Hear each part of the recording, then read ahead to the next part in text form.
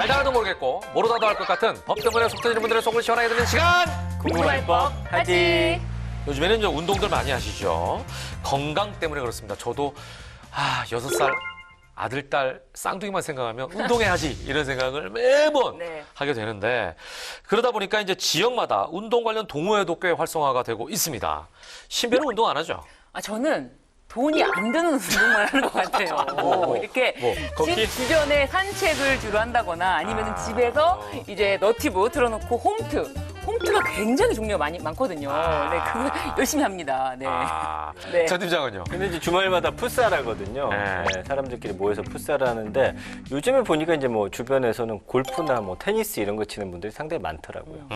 그렇구나. 요즘에 특히 이 테니스는 너무 많은 분들이 치다 보니까 오픈런까지 하는 분들이 있다고 그래요. 테니스장 오픈하는 시간에 달려가가지고 그냥 테니스를 쳐야 돼 이런 상황이 벌어진다고 하는데 오늘 사연 역시 테니스장과 관련된 이야기입니다. 과연 어떤 이야기가 펼쳐질지 여러분 주목해 주시기 바랍니다. 출발!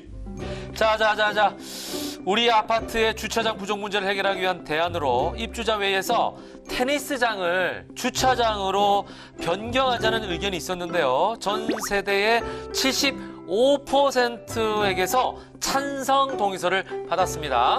어머, 이제 우리 아파트 주차장 늘어나겠다. 아우, 더 이상 주차 때문에 싸움할 일도 없고. 아우, 잘 됐어, 진짜.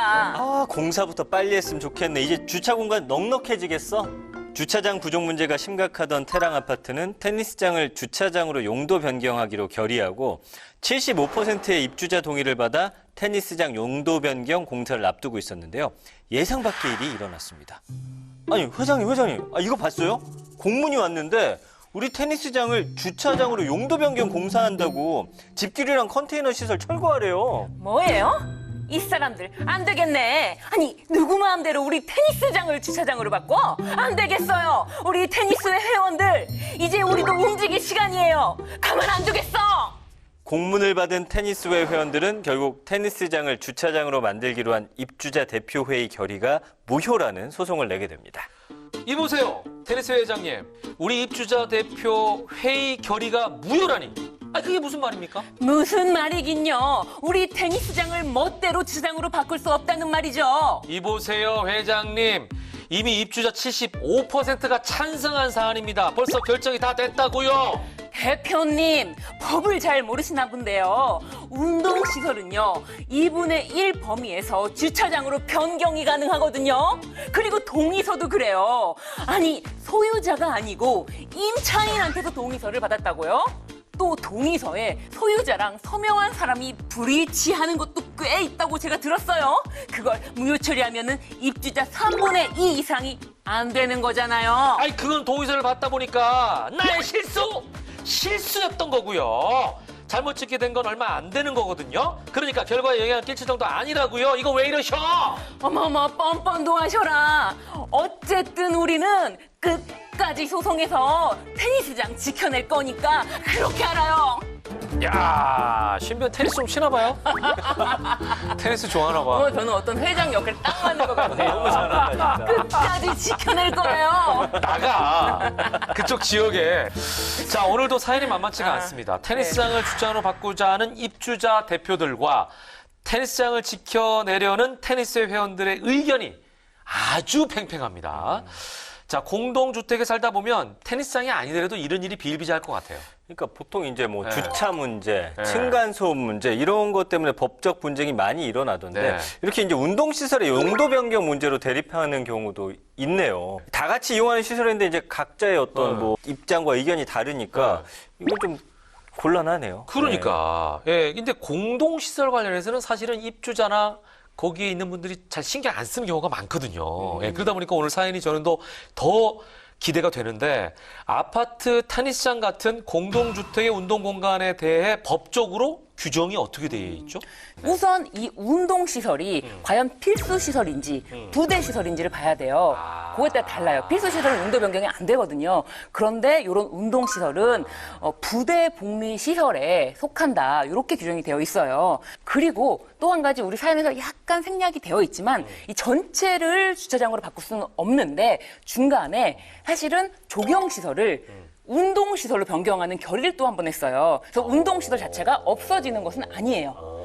그러니까 우리 사연에서 보면은 그 회장 말이 맞아요. 운동시설 자체를 아예 없앨 수는 없는데 이게 무슨 소리냐 그랬더니 우리는 새로운 운동시설을 만들 거다라는 결의를 중간에 또 한 거예요. 그래서 운동시설을 없애는 것이 아니고 테니스장만 없애는 거죠. 그러네. 네. 그리고 또 한 가지 입주자 대표 회장이 동의서를 받는 과정에서 뭔가 실수가 있었나 봤는데 이 부분에 대해서 살펴봐야 되는데 과연 누구한테 동의서를 받아야 되느냐. 아까 사인이 불일치한다 뭐 이런 얘기 있었죠. 그 입주자에 대한 것이 규정이 되어 있습니다. 공동주택관리법 제2조에 따르면은 공동주택의 소유자 또는 그 소유자를 대리하는 배우자 그리고 또 직계 존비속까지를 의미합니다. 반면에 사용자라고 되어 있다면은 사용자는 임차인까지 포함이 되는 건데요. 네. 입주자는 통상 생각하시는 것과는 달리 임차인은 포함하지 않는 주택의 소유자만을 의미합니다. 그렇구나. 네.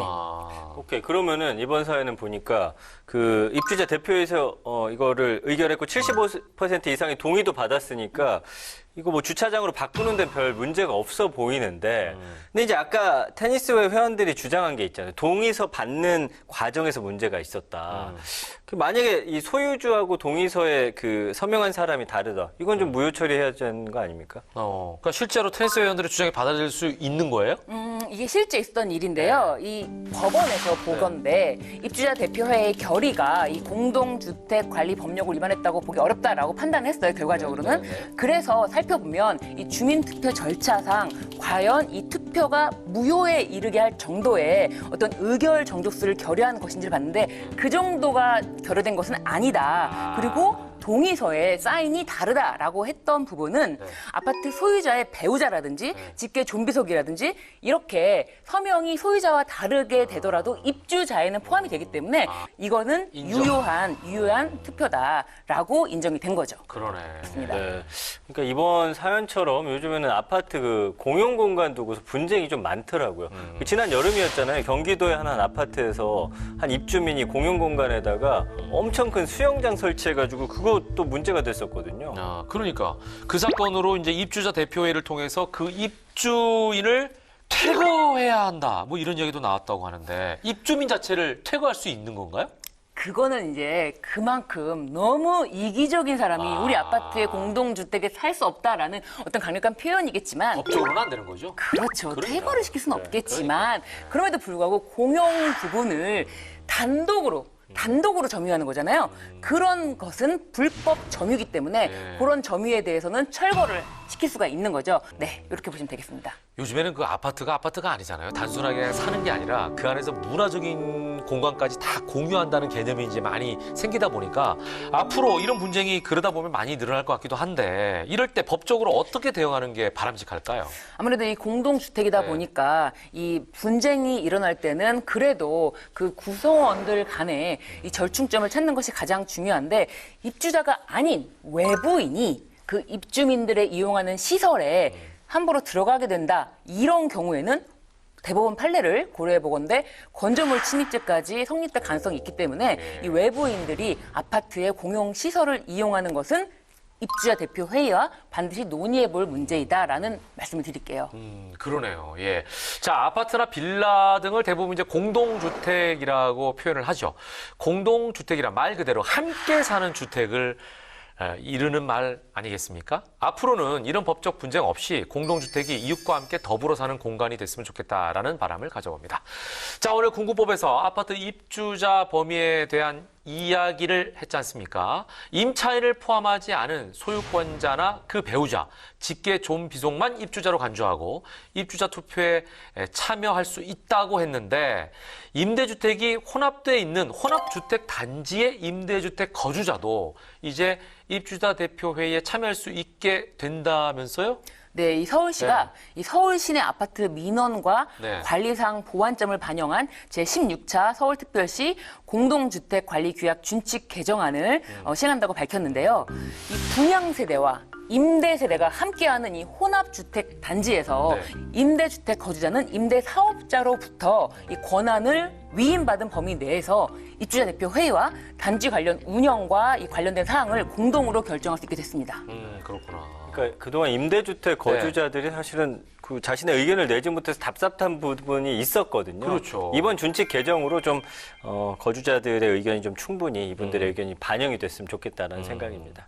자, 공동주택은 많은 사람들이 함께하는 공간인 만큼 더 많은 이들의 의견을 반영할 수 있게 된 것 같아서 다행이라는 생각마저 듭니다. 자, 솔직한 의견 차이는 종종 진보에 좋은 신호다. 간디의 말씀인데요. 거친 모서리와 다른 부분을 다듬는데 대화만큼 중요한 건 없죠. 수많은 대화와 논의 속에 만들어진 법들, 다음 시간에도 하나를 안고 다시 돌아올 것을 약속드리겠습니다. 마무리합니다. 알면 당신도 법태랑!